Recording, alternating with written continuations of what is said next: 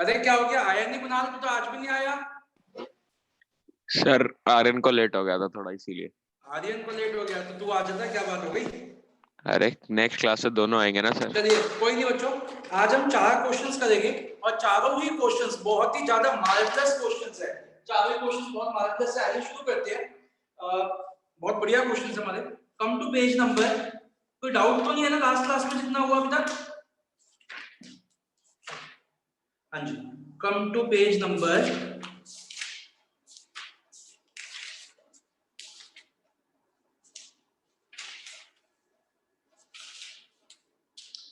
2। आ जाइए आप 12.7 पे आइए। 521 पेज पे क्वेश्चन नंबर 12.7 पे आइए। रजिस्ट्रेशन नंबर, ये क्वेश्चन थोड़ा गलत लिखा हुआ है, पहले उसको करेक्ट करेंगे। आइए, क्वेश्चन में मिसप्रिंट है, काफी सारा मिसप्रिंट है, पहले उसको सही करते। आइए, in a factory works overhead are absorbed at 60% of. इसके बाद जो वर्क्स कॉस्ट लिखा है उसको कट कर दीजिए। Of 60% of labour cost, 60% of labour cost. आगे लिखिए, कंटिन्यू करिए। And office overheads are absorbed and office overheads are absorbed at 20% of works cost. Office overheads are absorbed at 20% of works cost. Full stop. उसके बाद वहीं से continue करिए। Prepare 1 cost sheet, second trading and PNL account, third reconciliation statement if total expenditure consist of materials 2 lakh, wages 1,50,000, factory expenses 1 lakh and office expenses 85,000। 10 इस line को very important mark करिए या highlight करिए। 10% of the output is stocked at the end and sales are 5,20,000। इस line को very important mark करिए, box में डाल के हाईलाइट करिए। तो हमें इसमें 3 चीजें बनानी है बच्चों। सबसे पहले हमें बनानी है कॉस्ट शीट, फिर हमें बनाना है पीएनएल अकाउंट और फिर हमें उन दोनों को रिकॉन्साइल भी करना है। तो सबसे पहले आइए कॉस्ट शीट बनानी शुरू करते हैं। आइए यहां देखिए,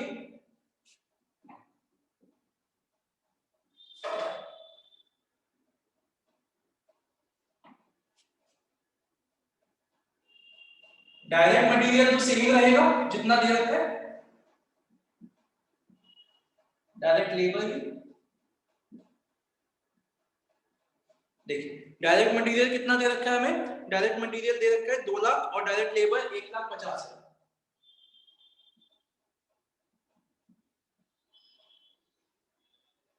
हमारी प्राइम कॉस्ट आ गई।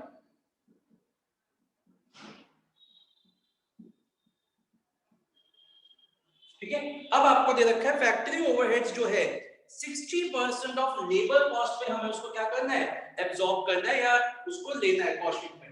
देखिए, एब्जॉर्ब्ड वर्ड जो होता है, एब्जॉर्ब या रिकवर्ड, ये कॉस्ट के वर्ड्स है, कॉस्ट की टर्मिनोलॉजी है। तो इसका मतलब ये कॉस्टिंग के लिए दे रखा है कि हमारा जो फैक्ट्री ओवरहेड्स होएगा या वर्क्स ओवरहेड्स होएगा, वर्क्स चलो फैक्ट्री लिखने की बात है, factory overheads 60% of labour cost.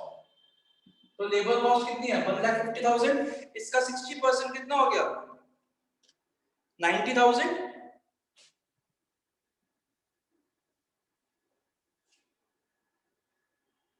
कोई opening and closing work in progress नहीं है तो वर्क्स कॉस्ट हो गई है। और सर जो फैक्ट्री एक्सपेंसेस अलग से दे रखे हैं उसका कुछ नहीं करेंगे सर? वो आपको एक्चुअल फैक्ट्री ओवरहेड्स दे रखे हैं, वो पीएनएल अकाउंट में जाएंगे। अच्छा, जो भी एक्चुअल एक्सपेंसेस, जो भी इनडायरेक्ट एक्सपेंसेस एक्चुअल बेसिस पे दे रखा है वो पीएनएल में यूज करें। अच्छा ठीक है। अब आ जाइए, वर्क्स ऑफ ऑफिस ओवरहेड हमने देखा 20% of works cost.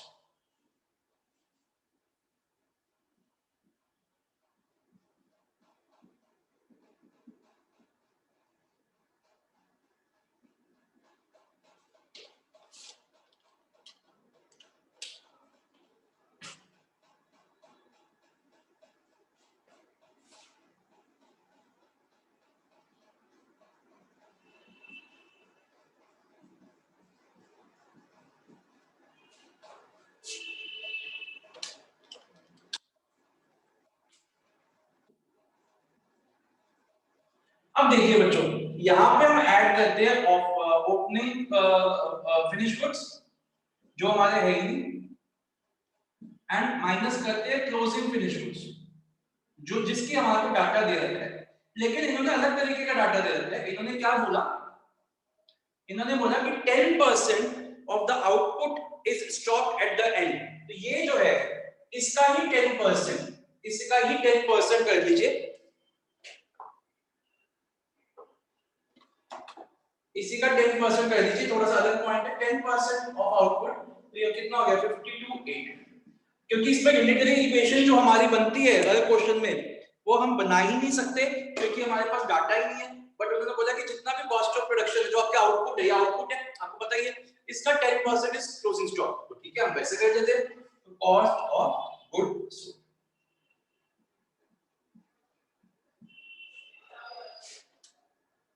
Sir output यानी कॉस्ट ऑफ प्रोडक्शन हो गया।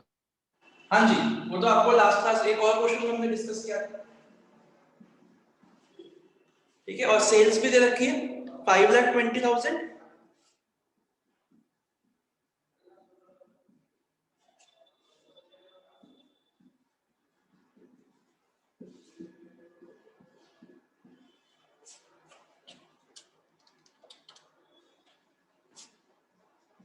सर वो एक्सपेंसेस वाला आपने क्या बोला था, मतलब जो एक्चुअल में दे रखे होते हैं। हाँ जी, देखो जो ओवरहेड्स है अगर उनके एक्चुअल कॉस्टिंग में तो हम रिकवर या एब्जॉर्ब बेसिस पे ही चलते हैं। तो अगर उसके एक्चुअल फिगर्स दे रखे हैं वो ट्रेडिंग एंड पीएनएल अकाउंट के लिए, वो ही तो फर्क है। और क्या फर्क है, ये तो सेम ही है दोनों में, तो फर्क तो इन्हीं में आता है ना। तो उसी को तो हम रिकॉन्साइल करते हैं क्योंकि ट्रेडिंग एंड पीएनएल अकाउंट में हम सारे एक्सपेंसेस एक्चुअल बेसिस पे डालते हैं और कॉस्टिंग में हम indirect expenses namely factory overheads, works overheads, office overheads and selling overheads, इनको हम किसी बेस पे डालते हैं, एक्चुअल बेसिस पे नहीं डालते। तो that is the only difference, यही तो डिफरेंस है। यहां तक हो गया बच्चों? इसको कॉपी करिए, फिर इसका पीएनएल अकाउंट बनाते हैं।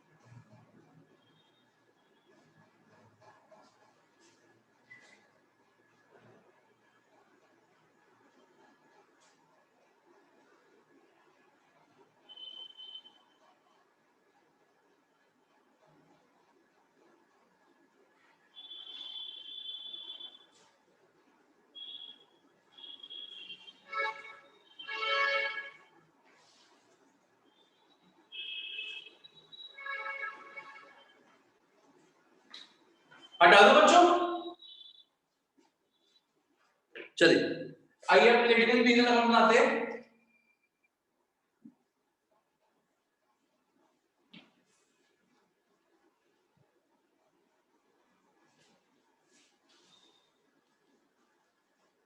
उन्होंने सिर्फ पीएनएल अकाउंट बोल, ट्रेडिंग एंड पीएनएल दोनों ही बोले, तो हम पहले ट्रेडिंग अकाउंट बनाएंगे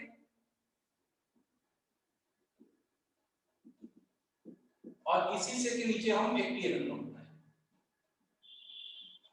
तो डायरेक्ट मटेरियल दे रखा है वो ट्रेडिंग अकाउंट में आता है 2 लाख, डायरेक्ट लेबर दे रखी है 1,50,000। आपको पता है कि फैक्ट्री के सारे खर्चे ट्रेडिंग में जाते हैं, ऑफिस एंड सेलिंग के सारे खर्चे पीएनएल में आते हैं। तो सेल्स भी दे रखी है, कितनी दे रखी है सेल्स 5,20,000 और फैक्ट्री ओवरहेड्स एक्चुअल दे रखी है हमें 1 लाख।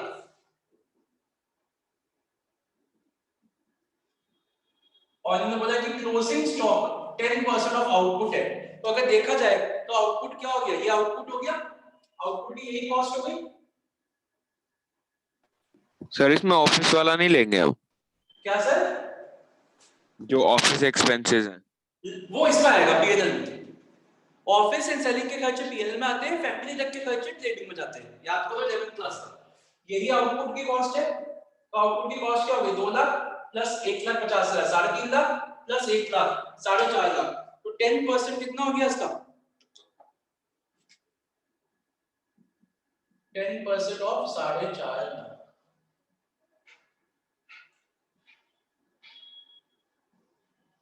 सर इसमें पुराने वाला हाँ जी क्लोज, बेटा अंकित, मैं कह रहा हूँ इसमें पुराने वाला क्लोजिंग स्टॉक कंसीडर नहीं करेंगे ना, क्योंकि वो पुराने वाला क्लोजिंग स्टॉक मतलब जो कॉस्ट शीट में लिया है।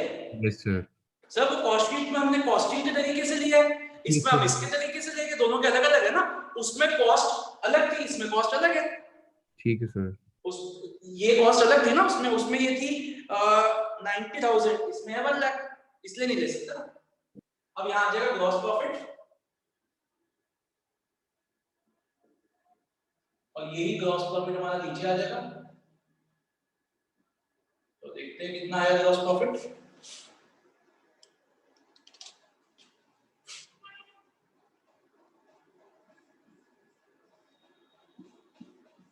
₹5,20,000 प्लस 45,000 माइनस 4.5 लाख, 1,15,000 आ गया ना ये।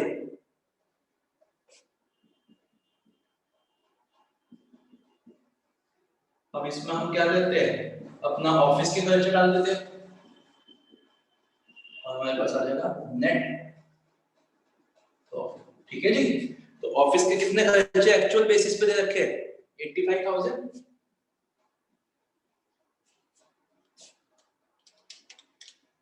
30,000 हमारा नेट प्रॉफिट आ गया।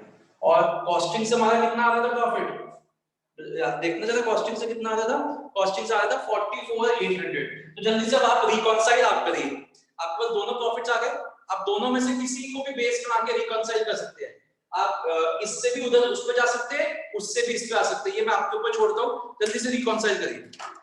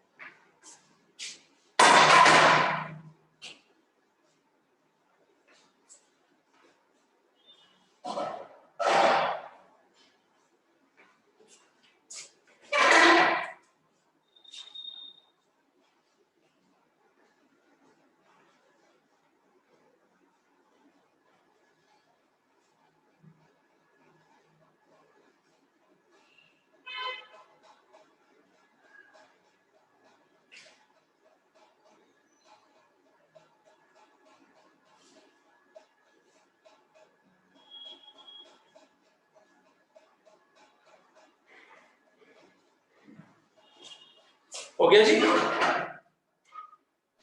2 मिनट सर। हाँ जी बेटा 2 मिनट हो दो। गया। चलो नेक्स्ट पे। Sir 2 minute. हाँ करो।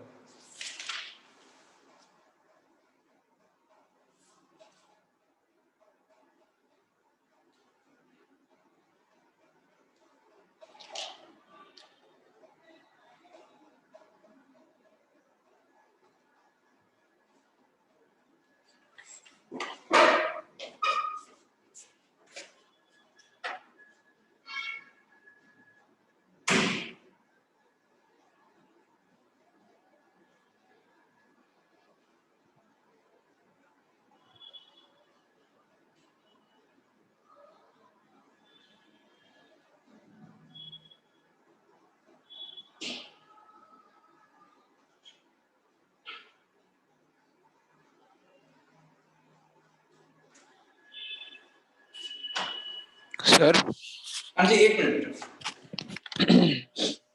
हाँ जी बेटा बोलो। ये रिकंसिलिएशन में मतलब मटेरियल और लेबर वाला भी हम लेते हैं अगर डिफरेंस होता तो? क्या कह रहे हैं, मटेरियल लेबर नहीं, अगर सेम है तो क्या रिकंसाइल करोगे उसको?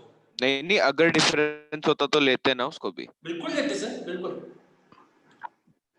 एंड क्लोजिंग स्टॉक तो सर हमारा खर्चा होता है ना इसमें। क्लोजिंग स्टॉक का ट्रीटमेंट क्या होएगा? हाँ मतलब क्लोजिंग स्टॉक हमेशा खर्चा ही होता है ना, मतलब क्लोजिंग वैसा स्टॉक देखा। देखो, क्लोजिंग स्टॉक एक इनकम है, ठीक है ना? तो वो हाँ मतलब क्या पूछ रहे हो आप कि उस पे मतलब प्लस माइनस क्या होएगा? हाँ मतलब जैसे देखो जो कितना लास्ट टाइम कितना है, बताया था ना। कॉस्टिंग में आपको क्लोजिंग स्टॉक दिखा रखा है 52,800 और इसमें दिखा रखा है 45,000। तूने बेस किसको बनाया, शुरू किससे किया है? PNL sir. पीएनएल से। देख ये पीएनएल है, ये कॉस्टिंग है।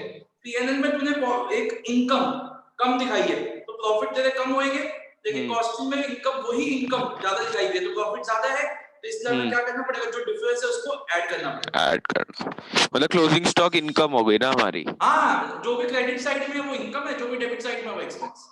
ठीक है। चलिए अब आइए बच्चों 12.8 क्वेश्चन पे आइए। A cycle manufacturing company which commenced business on 1st January 2010 supplies you with the following information and asks you to prepare a statement showing the profit per cycle sold। तो हमें क्या करना पड़ेगा, पर वाली भी निकालनी पड़ेगी, मतलब per unit of output. Wages and materials are to be charged at actual cost। उन्होंने लिख ही दिया कि wages and materials cost sheet में भी actual cost पे जाएगा। और charge at works actual cost, works overhead 80% of wages, underline कर लीजिए, works overhead 80% of wages, office overhead 20% of works cost। You are also required to prepare a statement reconcile the profit between P&L account and the cost sheet with that shown in the cost sheet। The types of two types of cycles are manufactured, namely model A and model B। There were no stock cycles in stock or in course। मतलब ना तो कोई finished goods है ना ही कोई WIP है। At the end of the year, the number of cycles sold during the year were 1200 and 840। तो हमने इसकी 1200 बनाई है A की और B की बनाई है 840। आपको मटेरियल दे रखा है, वेजेस दे रखा है, सेलिंग प्राइस दे रखा है। The works indirect expense were 80,000 and office indirect expense was 70,000। तो ये हमारा हो गया ट्रेडिंग के लिए। तो सबसे पहले आइए इसकी कॉस्ट शीट शुरू करते हैं। अब इसकी दो साइकिल्स है तो दो कॉस्ट शीट बनेगी, एक ही में दोनों कॉस्ट शीट बनाएंगे और उनका भी पर यूनिट बनाएंगे। तो हम क्या कर सकते हैं, आप एक कॉस्ट शीट के दो इधर बना सकते हैं। सर पर यूनिट तो सिर्फ सेल्स का बताना, तो जितनी हमारी सेल्स आएगी उसको जहां ये पर यूनिट वाला बोलते हैं ना, वहां पे ना प्रेजेंटेशन में पूरा ही बना देगा। देखो हम इस कॉस्ट शीट को कैसे बनाएंगे, हम इस कॉस्ट शीट को बनाएंगे ऐसे। ये हो गया हमारा मॉडल बी और ये हो गया हमारा मॉडल ए।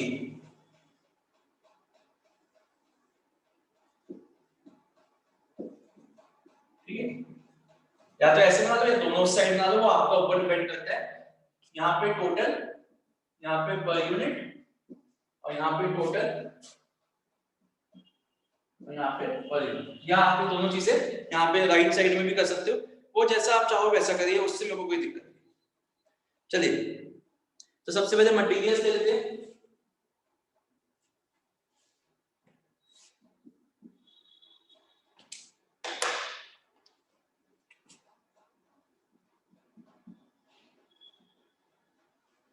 देखो इसके यूनिट्स कितने हैं, ए के मॉडल ए के कितने हैं 1200 एंड इसके 840। तो इसको यहाँ पे 1200 लिख देते हैं, यहाँ लिख देते हैं 840। ठीक है, अब 80 है इसका, 1200 into 80 तो 96,000। सर ये प्रोड्यूस और सेल दोनों सेम ही होगा सेम है ना सर, लिखा हुआ है तो है ही नहीं, लिखा हुआ नहीं।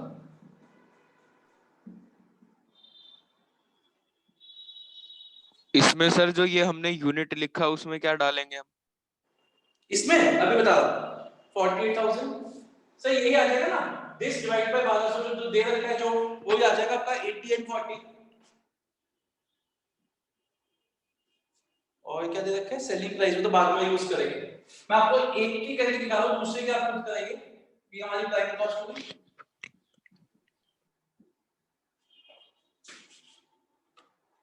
सर आपने डायरेक्ट मटेरियल 96,000 क्या कह रहे हो? डायरेक्ट मटेरियल 96,000 कैसे लिख दिया? आवाज नहीं आ रही आपकी, क्या कह रहे हो? डायरेक्ट मटेरियल 96,000 हाँ जी, सर 96,000 तो लिखा है मैंने। सर 80 तो ए का है। हाँ हाँ तो ए का ही तो, अच्छा ये भी, अच्छा इसको ए कर दिया, सॉरी ये कहते हैं, ठीक चल। तो सर ए की, अच्छा 1,44,000।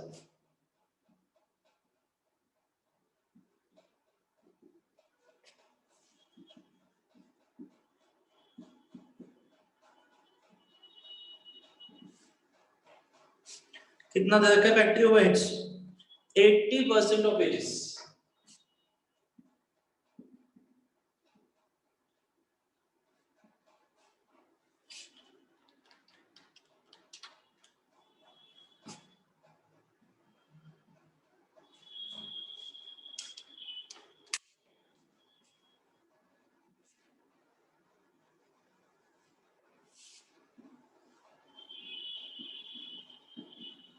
सर ये जो पर यूनिट है ये रेट, ये जो पर यूनिट लिखा है वो रेट है, वो रेट है ना, रेट।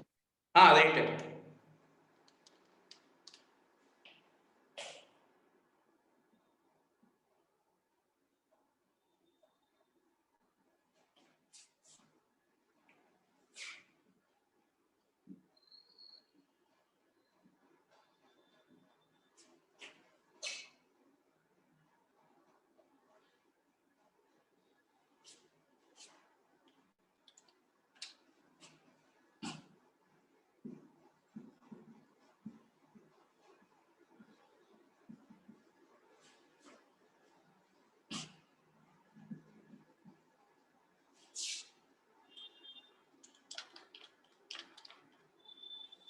एंड सर वो रेट को भी हम ऐड करते रहेंगे, हाँ करते रहो। मतलब जैसे आपने 80-40 का वो 120 लिख दिया। हाँ इसको दिस डिवाइड बाय 1200 कर दिया।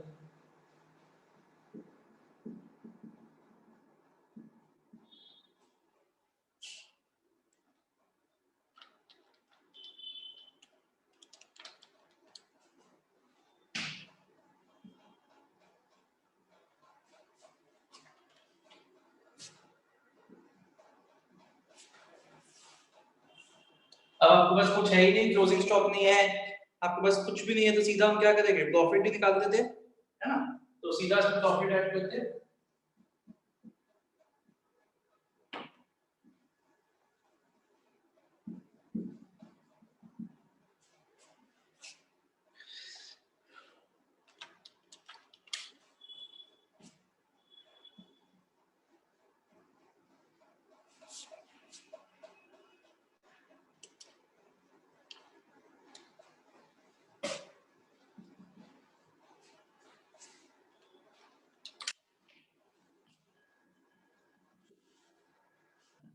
एडिटिंग में बैठना।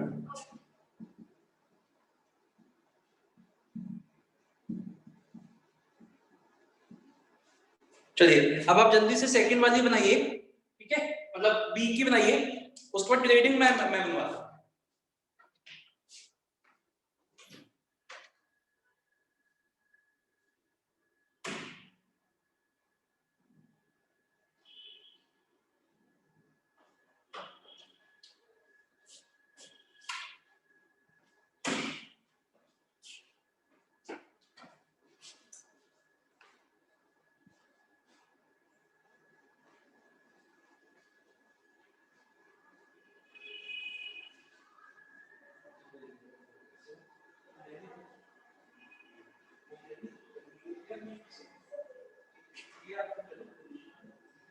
आपने जो प्रिंसिपल से उसको 8 वीडियो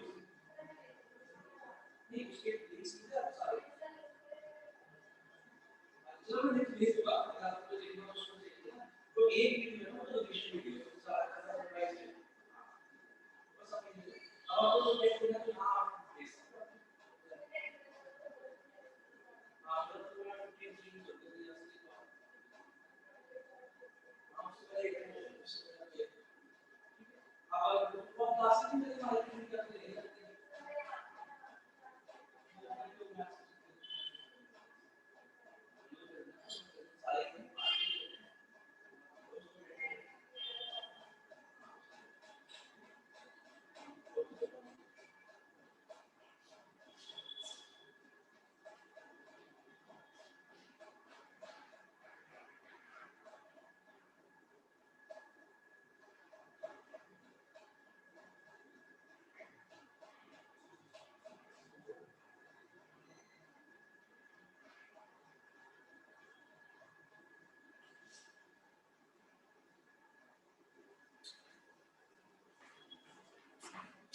हाँ जी बच्चे, हो गया?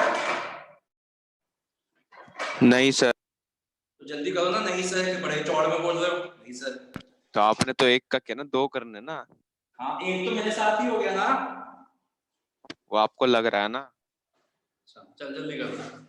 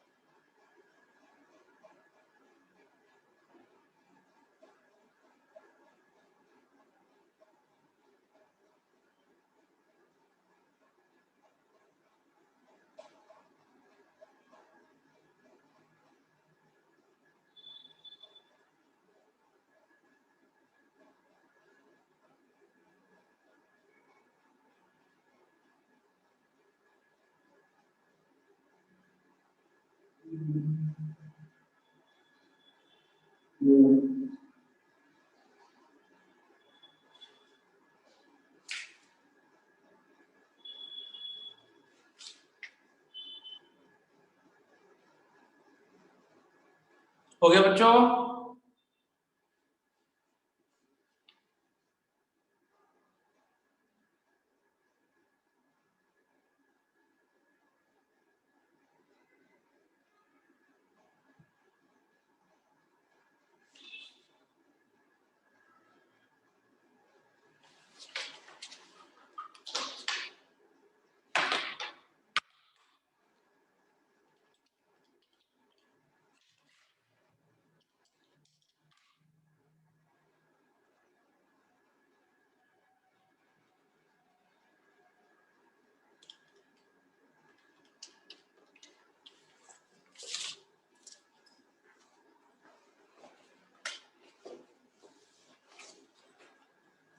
जल्दी करो।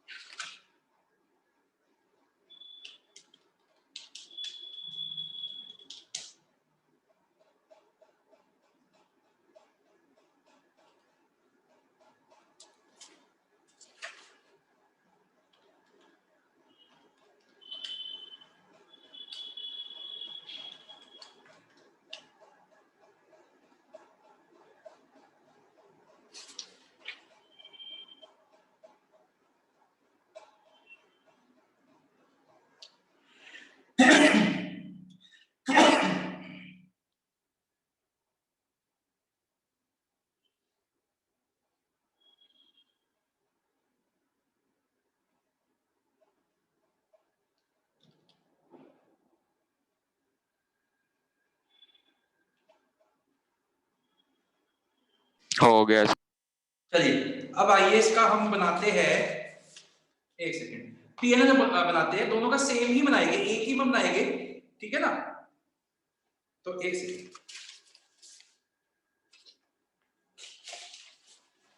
आइए।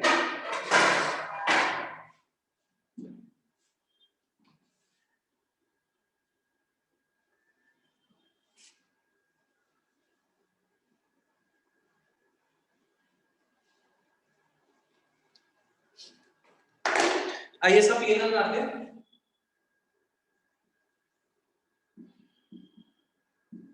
सर ट्रेडिंग भी तो बनाना है।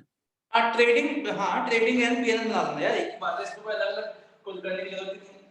वो सिर्फ स्टॉक वाले केस में करते हैं, जहां स्टॉक की दिक्कत नहीं होती ना, वहां हम एक ही बना सकते हैं।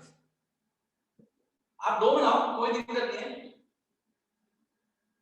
नाम ए और बी है क्या? ए और बी है ना, तो आइए मेरे को बताना जरा, ए और बी का मल्टीप्लाई करेंगे कितना आया था पहले? 96,000 था ना एक का, और एक का 84 डायरेक्ट मटेरियल टोटल, ठीक है। वेजेस बताइए जरा, बना कितनी कितनी है? सर ए की 48, बी की 50,400। 50, ठीक है। अब आपको दे रखे हैं factory overheads, works overheads actual basis पे 80,000, और आपको दे रखे हैं ऑफिस ओवरहेड्स 70,000, ठीक है। और आपको दे रखी है सेल्स, सेल्स में डाला दोनों की, ए और बी की। सर ए की है 2,40,000, बी की 2,52,000। चलिए प्रॉफिट निकाल लीजिए। आप चाहो तो उसको अलग कर सकते हो, आप यहां से इसको अलग कर सकते हो, यहां आपका ग्रॉस प्रॉफिट आ जाएगा, फिर उसको नीचे ले जाओ, लेकिन जरूरत नहीं है क्योंकि वो स्टॉक के लिए होता है, सिर्फ वैल्यूएशन के लिए। अगर स्टॉक नहीं है तो आप इसको अवॉइड कर सकते हैं। और इन्होंने मांगा भी नहीं, इन्होंने सीधा कहा है टू प्रिपेयर पीएनएल अकाउंट भी बोला है फैक्टर इन्होंने। सर वर्क्स वाला डायरेक्ट ही लिख देंगे बस। हाँ वो यार ये तो मैंने अभी तो इससे पहले क्वेश्चन में भी किया, वो एक्चुअल फिगर्स लिखेंगे ना पीएनएल में तो। हाँ जी कुणाल। हाँ सर आपकी थोड़ी आवाज कट रही थी, हैं? थोड़ी आवाज कट रही थी सर आप। हाँ पीएनएल में डायरेक्ट फिगर्स लिखते हैं। आर्यन समझ आ रहा है? आर्यन, हाँ जी Aryan Kumar. Yes sir, thumbs up भेजा तो सही। यार ये ना मैं फोन से बैठा हूँ इसलिए मैं जरा, अच्छा हाँ, yes sir, yes sir. Okay चलिए जल्दी से ये आ गया। अब आपका पीएनएल जो उसका प्रॉफिट आ रहा था, उसका कितना प्रॉफिट आ रहा था दोनों का मिला के, कॉस्टिंग का प्रॉफिट आ रहा दोनों का मिला के सर 63,456। 63,456। 63,000। अब आप इन दोनों को रिकंसाइल करिए जल्दी से। सर 63,456। 63,456। चलिए किसी से भी बेस बना सकते हैं, वो आपकी चॉइस है, जल्दी से रिकंसाइल करिए।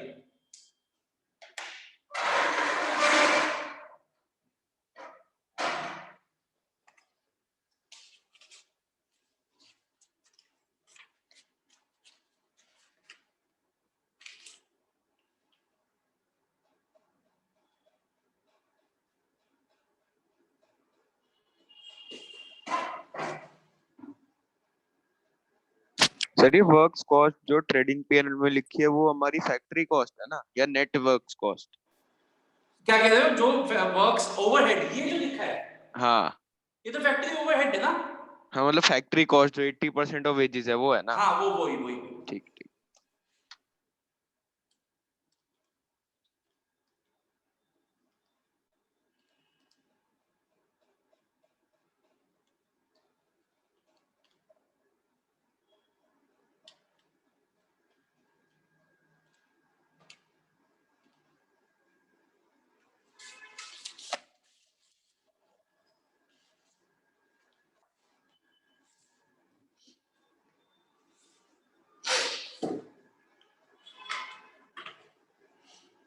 हो गया तो बताइए जल्दी से।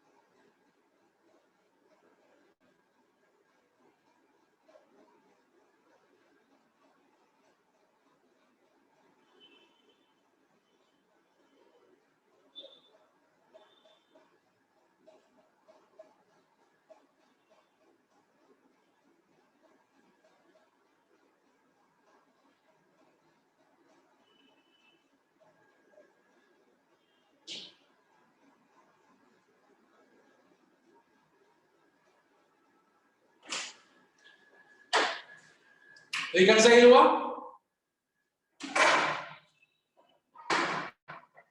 चलो आपकी बीएसटी की शुरू हो गई क्या पूरे यार इंस्टीट्यूट में? बीएसटी की क्या मतलब फेस टू फेस? हाँ नहीं अभी फेस टू फेस नहीं हुई यार शुरू, बस वो भी करने वाला हूँ। अब तुम्हारे तुम ओके हो गए ना, अब उनका भी फेस टू फेस कर दूंगा बस। पर वो तो फिर होंगे सीधा 100-150 बच्चे, हैं? वो तो 100-150 होंगे। हाँ तो यार उसमें बुलाएंगे बिट्स एंड पार्ट्स में, सारे तो आएंगे नहीं यार। चलिए नेक्स्ट क्वेश्चन करें।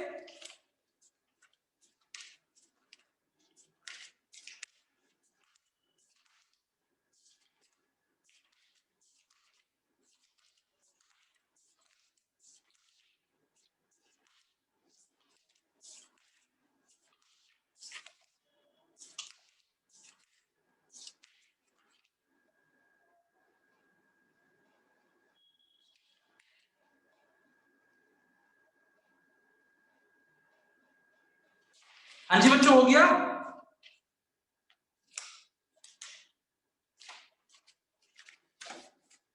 बता दो यार। Yes sir. चलिए आइए अब अपना नेक्स्ट क्वेश्चन पे आइए 12.9 पे। From the following particulars, prepare a P&L account, a statement showing the cost of manufacturing, and इसको underline करिए, percentage of each item of cost to total cost. बेटा total cost का मतलब लेके चलते हैं ये लोग total cost of output, that is total cost of production.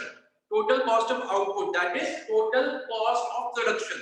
मान लिख लीजिए total cost मतलब total cost of production, ना कि cost of sales. Cost of sales नहीं, total cost of production.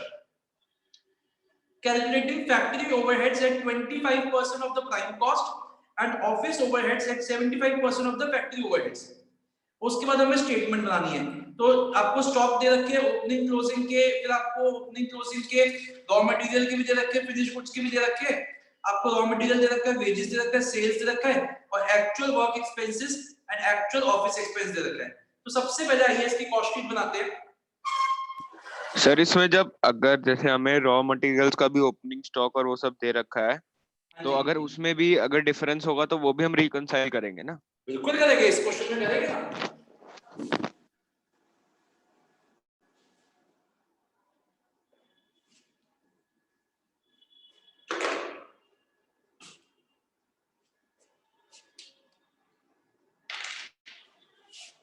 पहले कॉस्ट शीट बनाते हैं। ये टोटल का कॉलम है और एक कॉलम आप वो परसेंटेज चलो बना दीजिए, अभी बाद में देखेंगे क्योंकि टोटल कॉस्ट निकल जाए ना पहले। तो आइए सबसे पहले हमारा opening stock of raw materials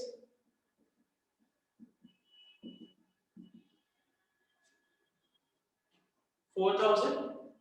मैं इसको इधर ही लिख रहा हूँ, बाहर वाले कॉलम में लिख रहा हूँ क्योंकि एक कॉलम आप अंदर बना सकते हो, लेकिन मैं सीधा बाहर वाले कॉलम में ही लिख रहा हूँ। चाहो तो अंदर बना लेते हो, चलो इसको यहाँ लिख देते हैं। Plus purchases 24,000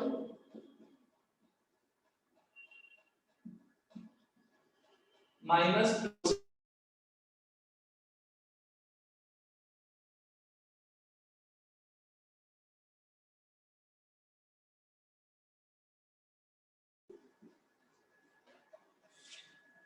wages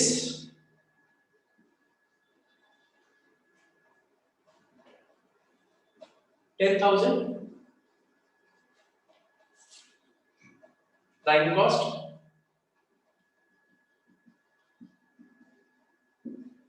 32,000, works overhead, works expense, works overhead एक ही बात है, 25% of prime cost।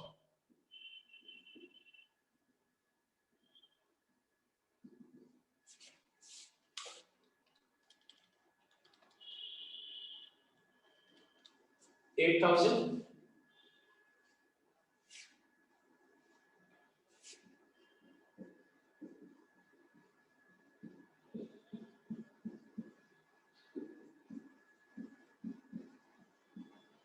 $70% of factory overheads, 75% of factory overheads।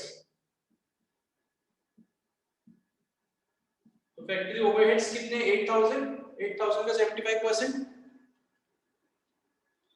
6,000,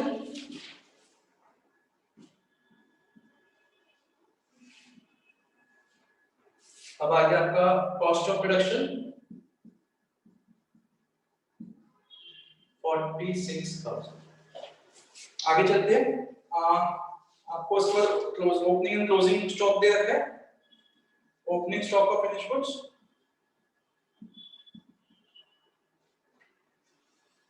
8,000 minus closing stock of finish goods. देखो बच्चों, इस क्वेश्चन में हम क्या करेंगे, एजम्पशन करेंगे कि जो क्लोजिंग स्टॉक अभी लिखना है आपको, अभी लिखना है, आपको अपनी अभी लिख पाता हूं कि जो closing stock of finish goods है, वैसे तो हम हमेशा यूनिटरी मेथड से निकालते हैं कि मान लो यूनिट्स प्रोड्यूस्ड हमारे पास होते, तो हम 46,000 divide by those units produced करते इनटू क्लोजिंग स्टॉक करके कई यूनिट्स से मल्टीप्लाई करके अमाउंट आता। क्योंकि इस क्वेश्चन में हमारे पास कोई यूनिट्स नहीं दे रखे, हमारे को रुपीस दे रखे, हमारे को यूनिट्स नहीं बता रखे ओपनिंग क्लोजिंग सोल्ड के, तो हम एक assumption करके चलेंगे कि जो फिगर्स दे रखे क्लोजिंग स्टॉक के पीएनएल अकाउंट वाले, ट्रेडिंग एंड पीएनएल अकाउंट वाले, वो ही हमारे कॉस्टिंग वाले है। ये बात समझ में आई कि नहीं आ समझ में? दोबारा बताना सर। मैं फिर समझाता हूँ। अगर इस क्वेश्चन में हमें ओपनिंग की यूनिट्स दे रखे होते हैं, क्लोजिंग की यूनिट्स दे रखे होते हैं, तो हम अपनी यूनिट्स इक्वेशन बनाते, opening stock plus units produced is equal two units sold plus closing. फिर हम क्या करते हैं, ये जो हमारी कॉस्ट आई है 46,000 कॉस्ट ऑफ प्रोडक्शन, इसको डिवाइड करते हैं यूनिट्स प्रोड्यूस्ड से इनटू क्लोजिंग स्टॉक के यूनिट्स करके ये वैल्यू निकालते हैं। लेकिन इसमें ये सब वर्किंग नहीं हो सकती, तो हमने एज्यूम कर दिया कि जो क्लोजिंग स्टॉक की वैल्यू दे रखी है वो ही वैल्यू हमारी कॉस्टिंग में भी चली जाएगी, और ये हम फुट नोट में भी लिखेंगे। आप यहाँ पे एक एस्टेरिस्क लगा दीजिए और लिख दीजिए, लिखिए, एक एस्टेरिस्क लगा के लिखिए, in the absence of information, in the absence of information regarding the number of units produced, regarding number of units produced, we have assumed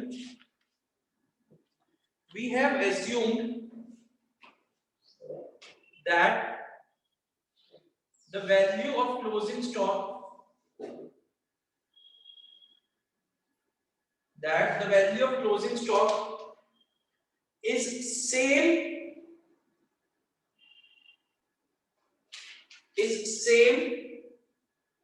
for both costing and P&L account. Either is same for both costing and P&L account.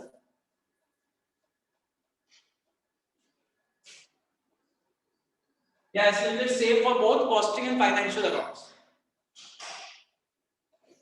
Is same for both costing and financial accounts. तो sir जब भी हमें मतलब value दे रखी होती है सीधा closing stock की, तो कॉस्ट शीट में तो हम वही वैल्यू लेते हैं ना? नहीं, कॉस्ट शीट में कभी भी आपने वैल्यू सेम नहीं डाली।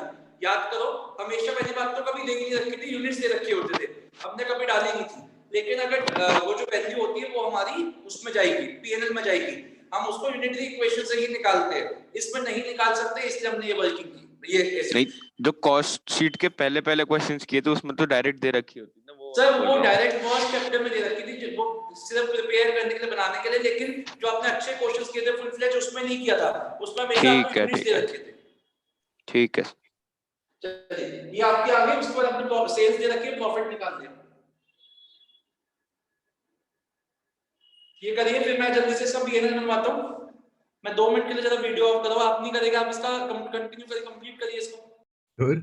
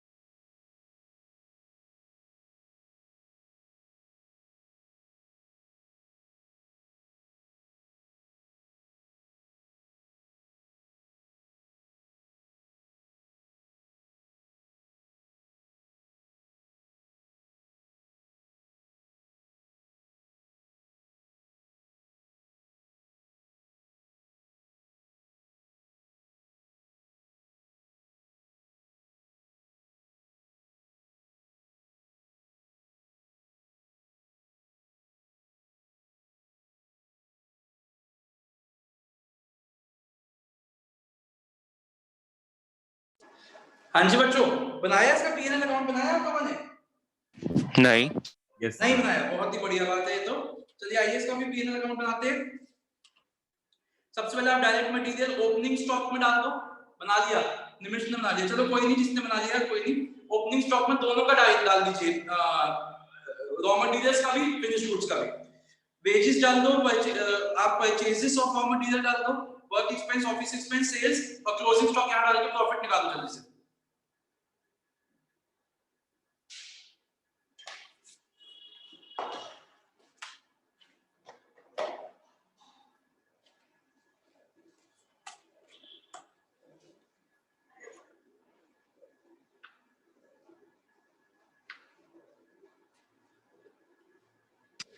सर इसमें परचेज ऑफ रॉ मटेरियल भी आएगा ना?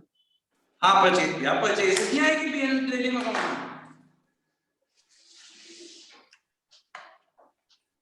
जो खरीदा है डायरेक्ट एक्सपेंस नहीं हो गया?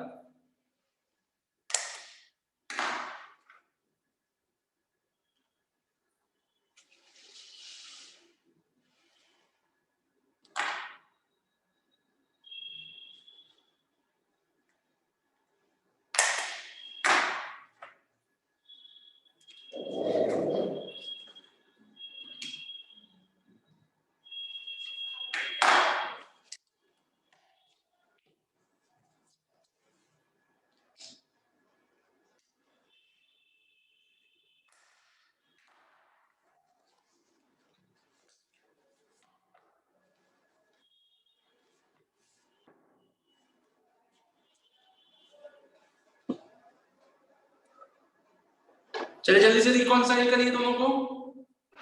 और सर जैसे हमने जो ये अजम्पशन इसकी ली थी, क्या बोलते हैं, क्लोजिंग स्टॉक फिनिश गुड्स की, तो हाँ जी। रॉ मटेरियल वाले का कुछ नहीं होता उसमें? नहीं, रॉ मटेरियल तो डाला ही हमने, वो है ना, रॉ मटेरियल तो डालते ही हम एक्चुअल बेसिस पे। रॉ मटेरियल क्या होता है, तुमने जो खरीदा उसकी क्लोजिंग वैल्यू पड़ी है कितनी है, तो रॉ मटेरियल तो डलता ही एक्चुअल बेसिस पे। सिर्फ closing stock of finish goods. ठीक। जल्दी से रिकॉन्साइल करिए।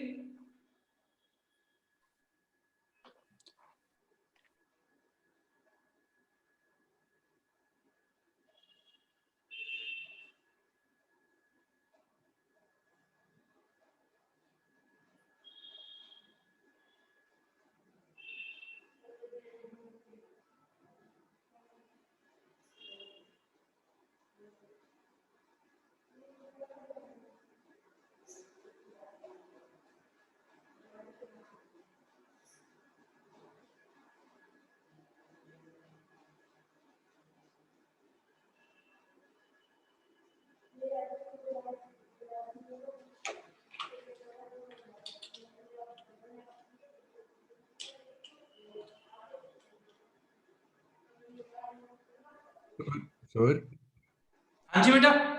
फिर मैं ये जो हमें परसेंटेज निकालनी थी, जो क्वेश्चन में दे रखी थी ऑफ टोटल कॉस्ट, हमने जो क्या निकालनी थी? परसेंटेज निकालनी थी ना, टोटल कॉस्ट की दे रखी थी हाँ कि हाँ हाँ, सॉरी मैं बताना भूल गया। यस यस, देखो बच्चों, आप इसको 100 मान लीजिए, ये कॉस्ट ऑफ प्रोडक्शन को 100 मान लीजिए और सबको इसका परसेंटेज बनाते रहिए। जैसे 22,000 डिवाइड बाय 46,000 कितना हुआ? 47.82%।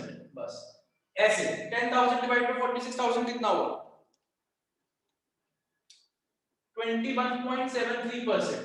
ऐसे आप सबको परसेंटेज करते रहिए, इसके आगे करने की जरूरत नहीं है, सिर्फ इन्हीं यूनिट्स को इतना इतना ही करना है आपको, बस यहां तक ही सारे, क्योंकि उसके बाद फिनिश होनी चाहिए और कुछ नहीं है। तो इन सबको इसका परसेंटेज मान लीजिए, इसको 100% मान लीजिए।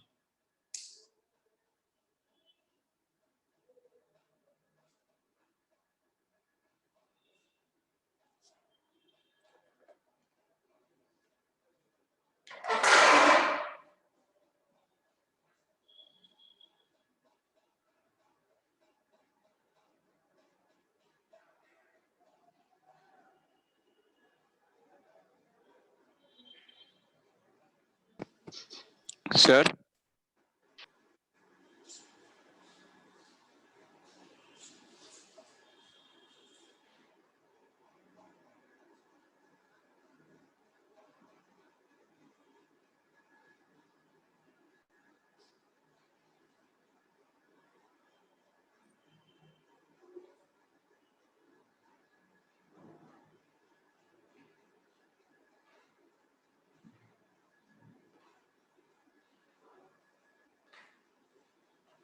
जल्दी से रिकंसाइल करिए। सर इसमें मतलब वही हो गया ना कि जो इसकी वैल्यू है अपॉन टोटल कॉस्ट जितनी इनटू 100 बिल्कुल वही जैसे 22,000 अपॉन 46,000 इनटू 100। हो गया चलिए रिकंसाइल हो गया सबका? हो गया सर, खत्म बस। करो जल्दी से, लास्ट क्वेश्चन है एक हमारे पास। फिर वो अब नेक्स्ट में करा देना सर। नहीं नहीं यार, आज 3 नहीं 4 क्वेश्चन का टारगेट है यार, ऐसे मत कर। अभी भी इसमें आज की क्लास के बाद भी 3 क्लास और लगेगी। कभी कभी तो चेंज हो जाता है सर टारगेट, हैं? कभी कभी तो हो सकता है। नहीं नहीं 4 तो करेंगे, अभी तो 1 घंटे की क्लास भी नहीं हुई।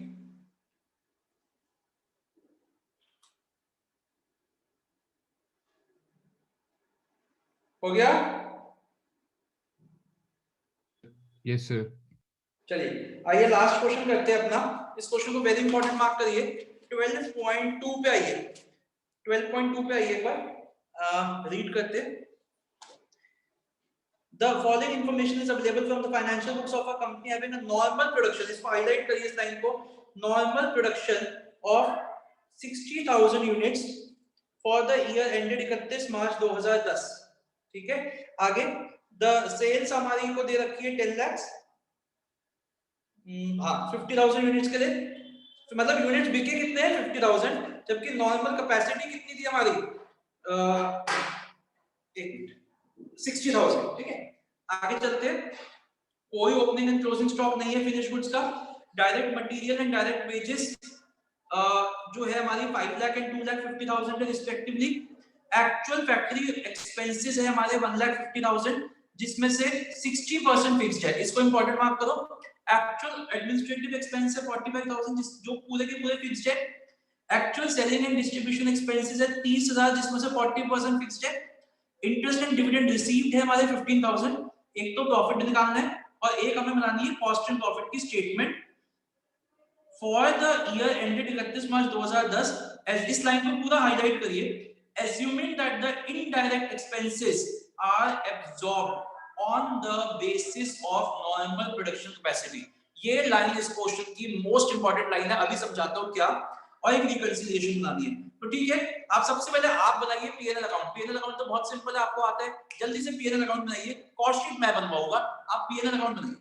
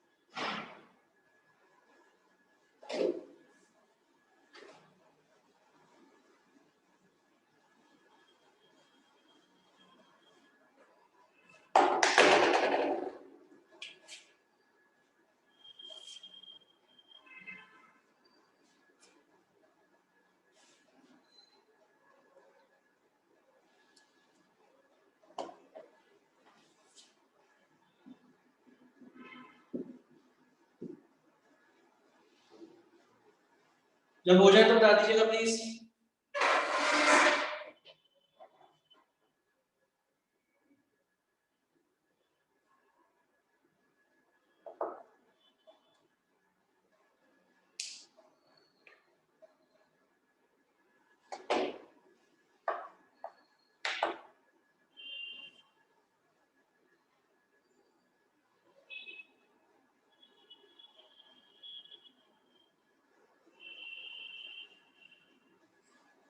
5 मिनट्स दे दो, जल्दी से करिए।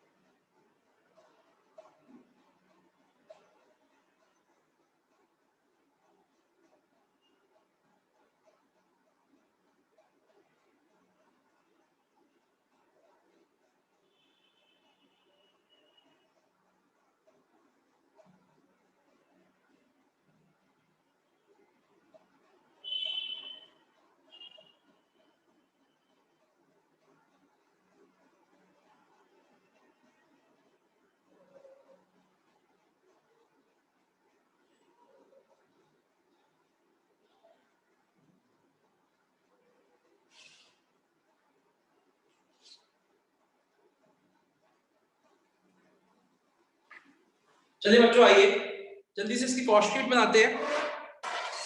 सबसे पहले देखो Sir? आपको दे रखा है डायरेक्ट मटेरियल की कॉस्ट, वो सेम डालेगा, डायरेक्ट वेजेस की कॉस्ट वो सेम डालेगा। Sir? बोलो। इसमें मतलब ये जो लास्ट लाइन है इसकी वजह से वो फिक्स्ड और वेरिएबल का चेंज आएगा। एग्जैक्टली मैं बात को समझाता हूं। पहले तो डायरेक्ट मटेरियल डालो 5 लाख, डायरेक्ट वेजेस डालो 2.5 लाख, प्राइम कॉस्ट आ गई आपकी 7.5 लाख, फैक्ट्री ओवरहेड्स डालेंगे। जो हमारे फैक्ट्री ओवरहेड्स दो तरीकों के हैं, एक वेरिएबल एक फिक्स्ड। तो जो हमारे वेरिएबल फैक्ट्री ओवरहेड्स है तो एज इट इज आ जाएगी, क्योंकि आपको मैंने एक दो शायद लास्ट क्लास में बताए थे ओवरहेड्स में दो तरीकों के हो सकते हैं, variable and fixed. Variable overheads तो हमारे सेम होते हैं, जो जितने भी वेरिएबल एक्सपेंसेस है, चाहे वो मटेरियल हो, चाहे वो लेबर हो, चाहे वो वेरिएबल फैक्ट्री ओवरहेड्स हो, चाहे वो वेरिएबल ऑफिस ओवरहेड्स हो, चाहे वो variable selling and distribution overheads हो, वो सेम चलेंगे। जो पीएनएल में है वही इसमें आएगा। तो वेरिएबल और फैक्ट्री ओवरहेड्स कितने हैं हमारे? टोटल फैक्ट्री ओवरहेड्स है हमारे 150, जिसमें से 40% है, तो ये आ गया 60,000।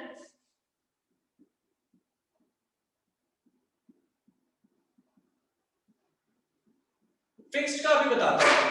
बट सर वेरिएबल में हम वो नहीं करेंगे कि मतलब जैसे 50,000 हमने यूनिट सेल किए, वेरिएबल में नहीं करेंगे ना। वेरिएबल का मतलब क्या हुआ, जो दे रखा है, वेरिएबल मतलब जितना दे रखा है वही एक्चुअली में इनकर हुआ वेरिएबल में।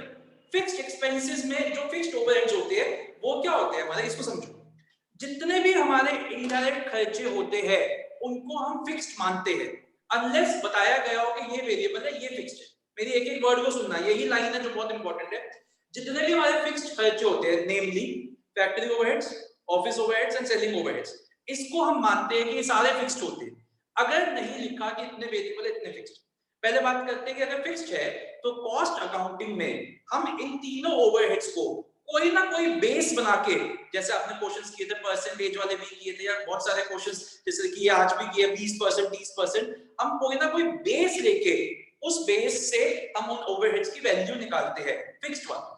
इस क्वेश्चन में ना तो हमारे पास कोई परसेंटेजेस गिवन है किसकी कि फिक्स्ड फैक्ट्री ओवरहेड्स कितने हैं, किस बेसिस पे आएंगे, ये भी नहीं गिवन, और ना ही हम वो निकाल सकते हैं क्योंकि हमारे को ये भी नहीं पता, ऐसे कोई इंफॉर्मेशन भी नहीं दे रखी कि लास्ट ईयर इतना था अब आपको इतना बनाना है, तो हमारे पास वो कोई इंफॉर्मेशन। तो एक ये पॉइंट प्लस लास्ट लाइन में लिख दिया है कि फिक्स्ड फैक्ट्री ओवरहेड्स लिखा है, assuming that the indirect expenses, जितने भी फिक्स्ड इनडायरेक्ट एक्सपेंसेस है that are absorbed on the actual production normal capacity production basis, मतलब जो फिक्स्ड ओवरहेड्स है हमारे फिक्स्ड ओवरहेड्स वो हमने कितने के हिसाब से दे रखे हैं, 60,000 के हिसाब से जो हम बना सकते थे, लेकिन एक्चुअली में हमने बनाए कितने 50,000। तो कॉस्ट अकाउंटिंग में हम उसको रिकवर करेंगे, एब्जॉर्ब करेंगे। एब्जॉर्ब मतलब इतने टोटल हुए, लेकिन कॉस्ट अकाउंटिंग में हमने एब्जॉर्ब किया उसमें से on the basis of actually units produced, 50,000 के बेसिस पे हम उसको एब्जॉर्ब करेंगे। ये बात समझ में आई? जो वेरिएबल एक्सपेंस होते हैं, चाहे वो वेरिएबल इनडायरेक्ट एक्सपेंस ही क्यों ना हो, वो एक्चुअल बेसिस पे ही चलते हैं। फिक्स्ड इनडायरेक्ट एक्सपेंस के लिए हम वो बेस वाला सिस्टम करते हैं, इतना एब्जॉर्प्शन वाला जो सिस्टम करते हैं वो फिक्स्ड ओवरहेड्स के लिए करते हैं, चाहे वो फैक्ट्री की हो, चाहे वो ऑफिस की हो, चाहे वो सेलिंग की हो। वेरिएबल ओवरहेड्स हमेशा एक्चुअल बेसिस पे ही चलते हैं। समझ में आ गया? हाँ जी अंकित, कुछ पूछना है? सर जो वेरिएबल जैसे आप कह रहे हो तो उसका मतलब वो हमेशा सेम ही रहेंगे? हाँ जी, वेरिएबल एक्सपेंस कोई भी हो, direct material, direct labour, direct expense, variable factory overheads, variable selling overheads, variable आपका ऑफिस ओवरहेड्स, वो हमेशा सेम रहेगा। वेरिएबल की वजह से कभी डिफरेंस नहीं आता। बट ये मतलब थ्योरेटिकल से काफी कॉन्ट्रडिक्टरी नहीं है? जैसे जो वेरिएबल की डेफिनेशन है that varies with the level of output, That varies with the level of, अच्छा ओके बेटा, इधर जो आपको दे रखा है I understood your point, आप कह रहे हो कि सर तो थियोरेटिकली तो बिल्कुल उल्टा हो गया। नहीं, हम आप शायद या तो मैं बताने में गलत हो गया मेरा, या आपने एनालाइज उसको गलत किया। इस लाइन को पढ़ते एक्चुअल फिक्स्ड फैक्ट्री ओवरहेड्स कितना हुआ, सर इसको ऐसे समझो, हमारे एक्चुअली में खर्चे हुए 1.5 लाख के फैक्ट्री के, कितनों के लिए हुए, ये कितनों के लिए हुए हैं ये बताओ, ये 50,000 के लिए हुए कि 60,000 के लिए हुए? 60,000 नहीं नहीं, यही गलत है। एक्चुअल हमने बनाया कितना है? 50,000 अच्छा तो ये 50,000 खर्चे भी एक्चुअली कितने के लिए हुए? 50,000 सर एग्जैक्टली तो ये हुए 50,000 के लिए, ठीक है। अब इसको डिवाइड करते हैं, इस 1.5 लाख में से 40% वेरिएबल नेचर के और 60% फिक्स्ड नेचर के। तो वेरिएबल नेचर वाले तो कॉस्टिंग में भी सेम चले जाएंगे, फिक्स्ड वालों का हम क्या करेंगे, अपने जो कॉस्टिंग के रूल्स है उसके हिसाब से उनको एब्सॉर्ब करेंगे। आई बात समझ में? अब सर ठीक, वो भी ये तो समझ आ गया, बट जो फिक्स्ड होगा वो भी 50,000 के हिसाब से तो होगा। क्या कह रहे हो? फिर जैसे आपने जो भी फ्लो चार्ट बनाया है कि 50,000 में से 40% वेरिएबल है एंड 60% हाँ फिक्स्ड है, तो जो वो भी फिक्स्ड वाला जो भी पोर्शन होगा वो भी तो 50,000 के हिसाब से फिक्स्ड होगा। हाँ अच्छा ओके सर, फिक्स्ड एक्सपेंस में हम ये मान के चलते हैं ना, या इसको ऐसे समझो कि फिक्स्ड एक्सपेंसेस हम ये मान रहे हैं कि जो फिक्स्ड ओवरहेड्स है हमारे, ये हमारे को किसी किसी ना फिक्स्ड ओवरहेड्स को कॉस्टिंग में ना किसी बेसिस पे डालते हैं। तो अब इसमें एक लाइन लिखी हुई है ना, अगर लाइन ना लिखी होती तो बात अलग होती है ना। Indirect expenses are absorbed on the basis of normal production, मतलब हम मान रहे हैं कि जितने भी हमारे इनडायरेक्ट एक्सपेंस है फिक्स्ड नेचर के, जो फिक्स्ड नेचर के हमारे इनडायरेक्ट एक्सपेंसेस है, हम ये मान के चल रहे हैं कि वो नॉर्मल कैपेसिटी के हिसाब से है और उसको हम अपने उसके हिसाब अपने उस क्वेश्चन में एक्चुअल प्रोडक्शन के हिसाब से डालेंगे। ये लाइन लिखी हुई है ना बेटा इसमें। सर तो ये लाइन हमेशा फिक्स्ड के लिए करेगी ना, ये मतलब सिर्फ फिक्स्ड के लिए, हाँ सिर्फ फिक्स्ड के लिए। आप इसमें जो लिखा हुआ है ना, अज्यूमिंग दैट इनडायरेक्ट एक्सपेंसेस, आप ब्रैकेट में अपने समझने के लिए लिख सकते हो ऑफ फिक्स्ड नेचर। ठीक है सर। एंड इन केस अगर ये लाइन लिखी नहीं होती तो हम जो दिया होता है वही ले लेते डायरेक्टली। हाँ तब भी assumption हमारी इनहेरेंट होती है। ठीक है सर। ठीक है चलो। और सर तो हमारे वेरिएबल में भी मतलब दोनों हो सकते हैं, फिक्स्ड और वो मतलब वेरिएबल में भी डायरेक्ट इनडायरेक्ट दोनों ही आते हैं ना। आप वेरिएबल नहीं, आप सॉरी उल्टा कर रहे हो, आप कहना चाहते हो ओवरहेड्स में भी हमारे वेरिएबल फिक्स दोनों आते हैं। हाँ नहीं नहीं, जैसे हमारे जो भी वेरिएबल एक्सपेंसेस होते हैं मतलब जो, तो उसमें भी हमारे डायरेक्ट इनडायरेक्ट अलग होते हैं ना, वो पूछ रहा हाँ जैसे डायरेक्ट एक्सपेंस हो गए वेरिएबल नेचर के, ये इनडायरेक्ट एक्सपेंस हो गया वेरिएबल नेचर का। हूँ। अच्छा ठीक, और वो हमेशा फिक्स रहेंगे। वो हमेशा सेम रहेंगे, सेम। हाँ मतलब सेम रहेंगे जितना हाँ फिक्स हमारा। मत बोल, वो हमेशा हाँ सेम रहेंगे इसमें भी और पीएनएल में भी। अच्छा सर अब सर फिक्स को कैसे निकाला? तो 150 का पहले तो 60% निकाल लो। सर हाँ एक सेकंड निमेश, 90,000 आ गया। अब इस 90,000 को एब्सॉर्ब करना है ऑन नॉर्मल प्रोडक्शन। एब्सॉर्ब ये हमारे फिक्स्ड ओवरहेड्स है और फिक्स्ड फैक्ट्री ओवरहेड्स है, इसको हम एब्सॉर्ब करना है। वो सब छोड़ दो, एब्सॉर्ब का मतलब क्या है कि किसी ना किसी बेसिस पे कॉस्टिंग में डालना है, एज इट इज कॉस्टिंग में नहीं डालना, किसी ना किसी बेसिस पे डालना है। वो बेसिस आपको दे रखा है कि क्योंकि कोई और बेसिस नहीं है तो हम ये मान रहे हैं कि this is divide by 60,000 into 50,000। हाँ जी अब बताइए निमिष। सर जैसे कि आपने बताया वो 1.5 लाख का वो 50,000 यूनिट्स था 1.5 लाख पे। क्या कह रहे हैं सर? फ्लो चार्ट में 1.5 लाख जो है वो 50,000 यूनिट्स पे। सर तो हाँ ठीक है। 50,000 यूनिट्स आप ये 4 कह रहे हो कि सर ये जो आपका 90,000 आया है, ये जो 90,000 आया है तो ये तो सर 50,000 के लिए आया, आप ये बोलना चाहते हो? सर 90,000 तो फिर 60,000 के लिए आया है ना। क्या कह रहे सर, मैं समझा नहीं क्या कह रहे हो आप, बोलो। ये सर 60,000 है, ये 90,000 है। हाँ तो सर 60 वाला तो ठीक है सर, जो लेकिन 90,000 वाला तो आया तो 60,000 यूनिट के बेस पे ही है। तो वही तो मैंने किया, 90,000 डिवाइड बाय 60,000 into 50,000, यही तो मैंने किया। सर बिल्कुल सही कह रहे हो आप। सर सही तो कह रहा सर, लेकिन फ्लो चार्ट के स्टार्टिंग में आपने 1.5 लाख के नीचे फिर 50,000 लिखा है, फिर वो गलत हो जाएगा ना। फिर उसको ही बाइफरकेट करना पड़ेगा 50,000 और 60,000 में। वो अच्छा ये अच्छा आप ये कह रहे थे सर ये 1.5 लाख कितनों के लिए, 50,000 के लिए। ओके सर आप ऐसा मान के चलिए, फिर मैं इसको बहुत अच्छी इसको ऐसे समझाता हूँ। रुको सर वो ये चीज मैं आपको कैमरा यही कोशिश है अंकित का भी था, मेरे को यहाँ पे बनाने में थोड़ी कंफ्यूजन आपकी में हो रही है। ऐसा करो, इसको ऐसा समझो, 1,50,000 है, पहले इसको डिवाइड करो वेरिएबल एंड फिक्स्ड। 40% है 60,000 सर दिख नहीं रहा वो। एंड ये है हमारे 60% सर दिख नहीं रहा, सर दिख नहीं रहा इसको नहीं समझो, दिख रहा। ये 60,000 50,000 सर यूनिट्स के लिए है जो एक्चुअली में बनाए, और ये 90,000 60,000 यूनिट्स के लिए। अच्छा सर सर हेलो, हाँ दिख जी नहीं रहा, नहीं दिख दिख नहीं रहा। रहा। हाँ दिखा तो वो चलिए अब दिखा। ये जो वेरिएबल एक्सपेंस है वो एक्चुअल यूनिट्स प्रोड्यूस्ड के लिए है, और जो फिक्स्ड एक्सपेंस है वो नॉर्मल कैपेसिटी के लिए, ऐसे समझ लो, अब कोई कंफ्यूजन नहीं रहेगी। अब सही है अंकित? तो सर फिक्स्ड वाले को हम वो कुछ नहीं करेंगे, चेंज नहीं करेंगे फिर उसको? नहीं, एक मिनट पहले ये समझ में आ गया, अब बढ़ते हैं। अब हमारे क्वेश्चन में हमारा क्या हुआ, 90,000 के खर्चा है जो 60,000 यूनिट्स के लिए है, लेकिन एक्चुअली हमने बनाए कितने, 50,000। तो हम अपने इस कॉस्ट शीट में कितना डालेंगे, 90,000 डिवाइड बाय 60,000 इनटू 50,000। सर इसका मतलब तो ये हो गया सर, जो फिक्स्ड है वो भी वेरिएबल ही बन गया एक तरह से। तो सर फिक्स्ड वेरिएबल कैसे बन गया, प्रोपोर्शनेट हुआ है, लेकिन ये कोई वो थोड़ी ना, फिक्स्ड एक्सपेंस वेरिएबल कैसे बन गया सर? आप एक वर्ड को समझो, एब्जॉर्प्शन का मतलब, अच्छा ऐसे समझ, मेरा इस कमरे का रेंट है 20,000 रुपए फिक्स्ड। अब मुझे देखना है कि मैं कॉस्टिंग की क्लास में कितनी डालूं, मैं उसको बीएस की क्लास में कितना डालूं। तो मैंने क्या किया, मैंने कहा इसको number of basis, number of students में डिवाइड कर दो, ठीक है। तो मेरी नॉर्मल कैपेसिटी जो ये रेंट इस पूरे रूम की है वो है 500, मान लो 100 बच्चों की। तो मैंने पहले देखा 30 से डिवाइड बाय 100 किया, ये आ गया 300 रुपए। फिर मैंने देखा कि मेरी कॉस्टिंग में कितने बच्चे बैठते हैं, क्लास में इतने बैठते हैं, तो मैंने उससे मल्टीप्लाई करके उस पर डाल दिया।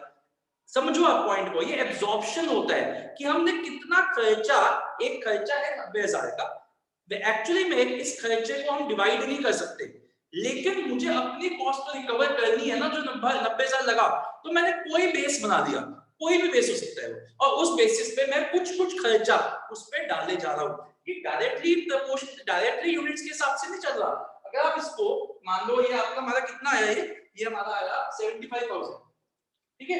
ये कोई डायरेक्टली यूनिट्स के हिसाब से नहीं हुआ कि डायरेक्टली डिवाइड बाय 50,000 कर दोगे, ये हमने प्रोपोर्शनेट अपना किसी एक बेसिस पे हमने इसको डाल दिया, ये अपने कॉस्ट के लिए करे टू मतलब वैसे सच्ची में हम कभी भी फिक्स्ड एक्सपेंस को अलग अलग नहीं कर सकते, मतलब प्रोपोर्शनेट नहीं कर सकते। लेकिन मान लीजिए मैं 3 प्रोडक्ट बनाता हूँ, 3 प्रोडक्ट की कॉस्ट शीट है, तो किसमें कितना कितना डालूंगा, इसलिए मैं कोई ना कोई बेसिस मान लेता हूं। कुछ समझ में आया, क्लियर हुआ कुछ? Yes sir. अब तो सर इसमें जो ये हमने वेरिएबल लिए 60,000, 40% जो है, तो वो ये कहाँ लिखा है कि वो 50,000 के लिए है? यार सर ये तो आज नहीं है, तो पहले से पता है। वेरिएबल एक्सपेंस तो डायरेक्ट मटेरियल भी हमने कैसे मान लिया, वेरिएबल एक्सपेंस सारे एक्चुअल बेसिस पे ही चलते हैं। वेरिएबल एक्सपेंस का मतलब ही क्या हुआ, that is varying with the actual output. तो जितना दे रखा है that is for actual output के लिए ही दे रखा है, जितना हमने बेचा उतना ही हमारा वेरिएबल जितना हमने एक्सपेंस। बनाया उतने का ही है। हाँ ठीक है, मतलब वही अब आइए 50,000 हो गया ना इस कंप्यूटर केस में। हाँ जी, मतलब जैसे इसमें कैपेसिटी तो हमारी 60,000 की थी ना, लेकिन हमने हाँ बनाया 50 ही है। 50। तो ये फिगर और वेरिएबल ओवरहेड्स की फिगर, इसकी भी, ऑफिस की और सेलिंग की भी, सारी 50 यूनिट्स की ये डाटा दे रहा है।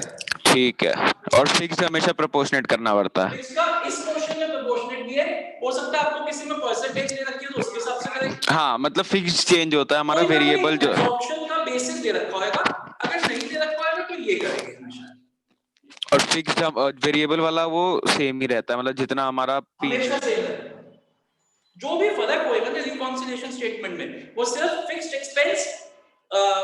एक्सपेंस एंड क्लोजिंग स्टॉक, बस इन दो चीजों से आ सकता है, और किसी चीज से नहीं आ सकता। क्लोजिंग एंड ओपनिंग स्टॉक बस।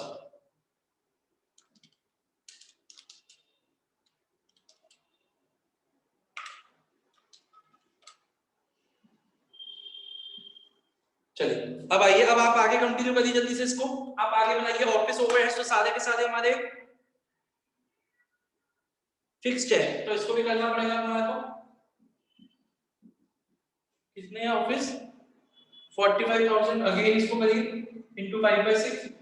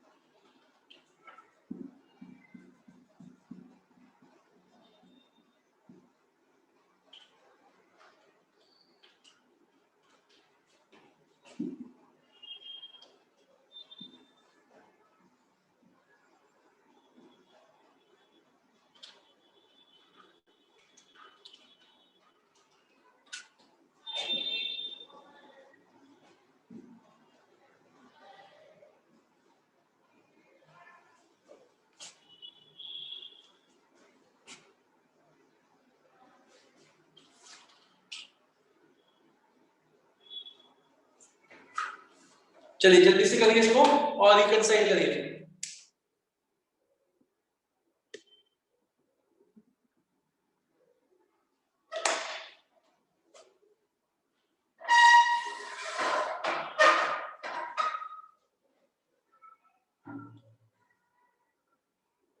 और सर रिकंसिलिएशन में जो भी चेंज आएगा वो हमारे जो फिक्स्ड एक्सपेंस है उसकी वजह से हाँ फिक्स की वजह से आएगा, 2 3 और अगर वो होता आपका क्लोजिंग स्टॉक की वैल्यूएशन की वजह से आ जाता। अच्छा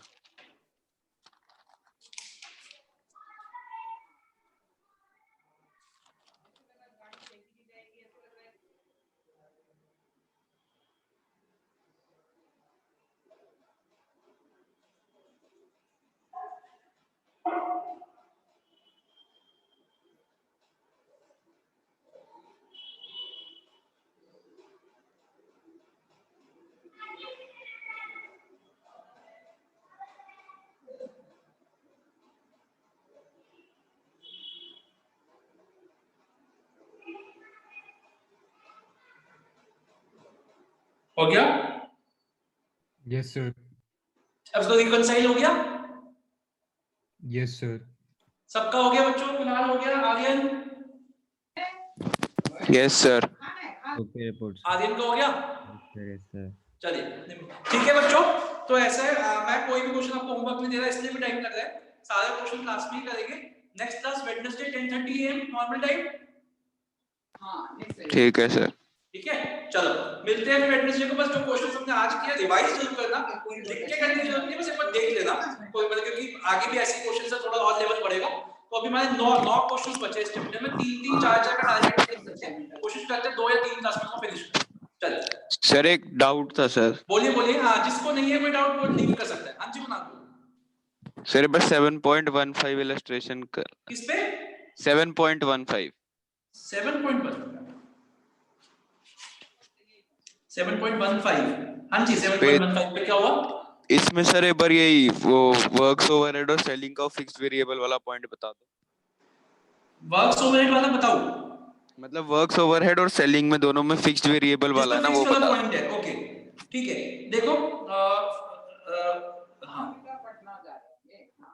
40% of works overhead fluctuate directly with production, मतलब 40% क्या हो गए? वेरिएबल हो गए। सिर्फ 40%, हाँ वो वेरिएबल हो गया। ठीक है वो एज इट इज डाल दो। फिर वो तो प्रोडक्शन के साथ वेरी कर रहा है ना। हाँ वो तो एज इट इज डाल दो ना, प्रोडक्शन जितनी हुई है उसके हिसाब से डाल दो, एक्चुअल बेसिस पे जैसे आज डाला। पर सर इसमें हमने जो कर रखा था वो तो 2800 अपॉन 100 into 500 कर रखा है। नहीं आप गलत कह रहे हो ना sir. 40% of the works overhead fluctuate directly with production, तो works overhead देखना कितने हैं। works overhead है तेरे 7000, ठीक है 7000 इसका 40% हो गया 2800। 2800 हाँ 2800 ठीक है। एक ये एक मिनट नहीं उसमें वर्क्स ओवरहेड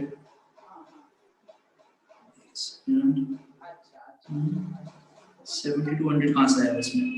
सॉरी 14,000 कहाँ से आया इसमें? एक मिनट नीचे कुछ और भी दे रखा है सर। वो है कि शायद इसमें 100 यूनिट का तो है वो प्रोड्यूस 500 यूनिट्स है ना। सॉरी देख वर्क्स ओवरहेड 7000 100 यूनिट्स के लिए, ठीक है। हाँ। इसको 500 के लिए कर ले पहले तो। सॉरी पहले इसका अच्छा। 40% निकाल, कितना हुआ? 2800। 2800 into 5 कर ले, क्योंकि ठीक है। 2800 तो 100 यूनिट्स का दे रखा है ना, तो 500 का कितना हो जाएगा? into 500 कर दे।